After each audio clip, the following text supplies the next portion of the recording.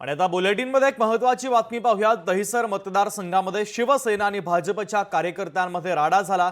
भाजपच्या मनीषा चौधरी आणि ठाकरेंच्या शिवसेनेचे विनोद घोसाळकर यांचे कार्यकर्ते आता आमने सामने आलेले आहेत। दहिसरमधील अंबावाडीमध्ये भाजपचा प्रचार रॅलीच्या दरम्यान हा सगळा राडा झाला।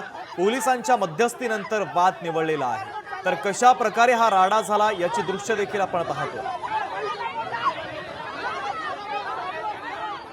संतोष दरेकर आपले प्रतिनिधी या राड्याच्या संदर्भातले अधिक अपडेट आपल्याला देतात। संतोष, दहिसर मतदारसंघामध्ये शिवसेना आणि भारतीय जनता पक्षाच्या कार्यकर्त्यांमध्ये हा तुफान राडा झालेला आहे। शुभम, पाहायला गेलं तर आता निवडणुका आहेत। निवडणुकांमध्ये आपण प्रचार सगळीकडे सर्व पक्षांकडून प्रचार करण्याची प्रक्रिया चालू आहे।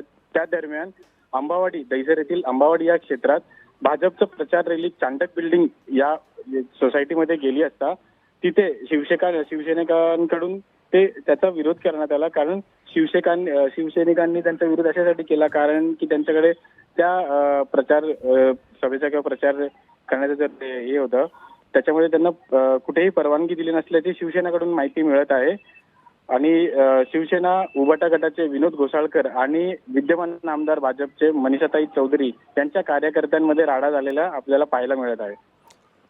अगदी महत्त्वाचे अपडेट तुम्ही या बातमीच्या संदर्भातले पोहोचवलेले आहेत। तुर्तास धन्यवाद।